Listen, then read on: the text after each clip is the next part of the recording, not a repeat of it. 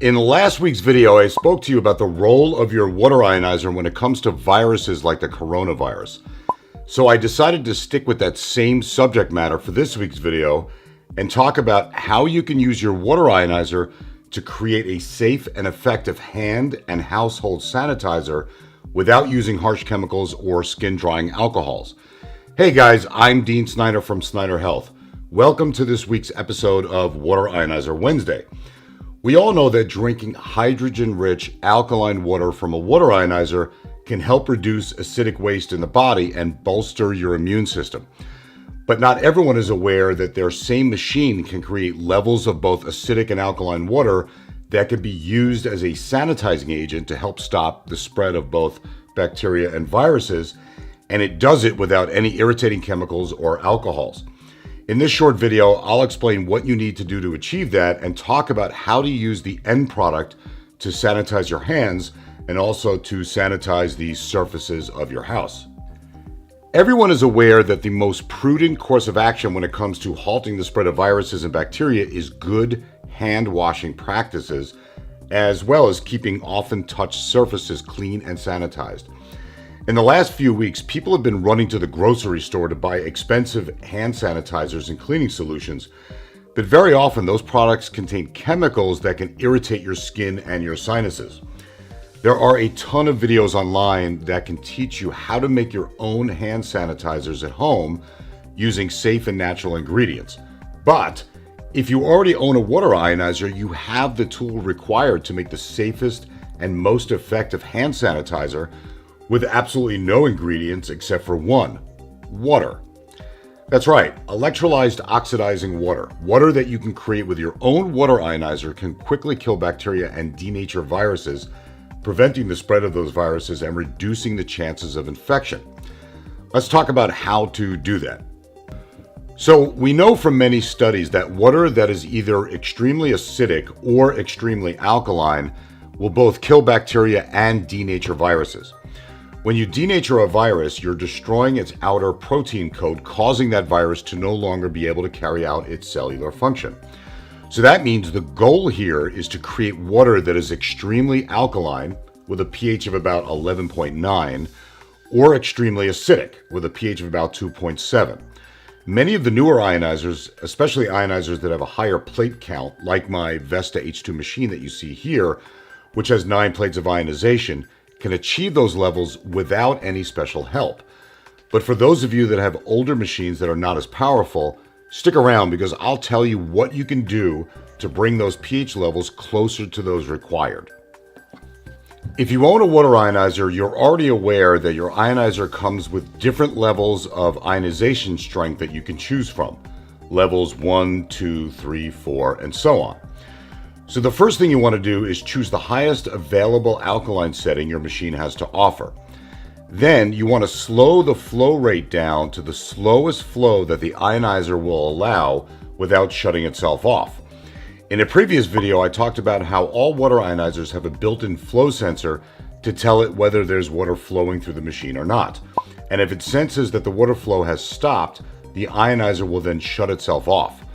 So you want to slow the flow rate down of the water going through your machine, but you want to do it without triggering the flow sensor. If the flow rate through the machine is too slow, then the ionizer will shut itself off even if technically there's water going through it. So again, adjust the flow rate of the water to the machine to the slowest you can get it without triggering the flow sensor. What that does is give the incoming water the most contact time with the ionization plates, which will cause the alkalinity level to go up much higher than it would if you were just running the ionizer at a normal flow rate. More contact time equals higher achievable pH levels. Now, if you have a newer ionizer or one that has a higher plate count, you should be able to achieve that 11.9 or 2.7 pH level without anything additional to do. But what if your ionizer is older or has a lower plate count? Let's talk about what you can do to boost your pH levels on that type of ionizer. The way that you can really boost the levels in your ionizer to get that acidic pH level that will kill bacteria or viruses on contact, and you can even do this with a newer ionizer, is with the addition of sodium chloride, salt. Most quality water ionizers have some type of mineral port to allow you to add additional minerals to the water. For example, my older Jupiter Melody has a port directly on top of the machine. In my newer Vest H2, the mineral port is part of the filter. If you take a look at this little basket right here, you'll see that it has beads of calcium in it. This basket is what gets inserted into those mineral ports. But instead of adding calcium, what you want to do is fill this little basket up with rock salt. I mean something like pink Himalayan rock salt that you would buy for a salt grinder, like this stuff right here. By inserting the salt into your ionizer and choosing the strongest alkaline level on your machine, you'll be creating both hypochloric acid and sodium hydroxide. Both of those will really help give your ionizer the ability to create super oxidizing water that will help to kill bacteria and viruses on contact. But please be aware, you never want to drink this water. You only want to use it to create that sanitizing water that we're looking for. Now, let's talk about what to do with that water. Very simply, you want to collect that water in a spray bottle. You have the choice of the high alkaline water from the stainless steel hose on top of your machine, or the super acidic water that comes out of the acidic hose on the bottom of the machine. Both will work, but personally, I would rather collect the acidic water, which contains hypochlorous acid, because that'll really put the cherry on the virus-killing cake. So in that case, after you add the salt to the mineral port, turn your machine on and let water run through it for about 30 seconds. That'll give a chance for the salt to get into the ionized water. Then collect the water in a spray bottle. Fill up a few of them if you have the bottles. Now, as a hand sanitizer, all you need to do is spray the water generously onto your hands and rub it in long enough that the water has a chance to do its job. Then for any kind of surfaces in the house, just spray the water onto the surface and let it dry.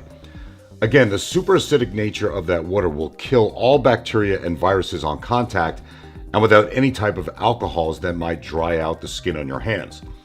The great part is you can make as much of this as you need at a cost that's a fraction of the cost of buying all kinds of stuff from the store. I mean, you can make gallons of this stuff if you need it. The last thing I want to mention is to make sure you remove the salt from the ionizer after you finish making the sanitizing water before you go back to making drinking water. You definitely don't want to drink water that's full of salt and sodium hydroxide. So after you remove the salt, make sure to run your water ionizer for like a minute to allow any residual salt to exit the machine. Then you should be good to go. Keep in mind that you can also use the acid water as a gargle. Just make sure you don't swallow it. If you have a really strong, newer machine where you don't need to add any salt, then you could just go back to using your machine as you normally would without having to run any extra water through the ionizer.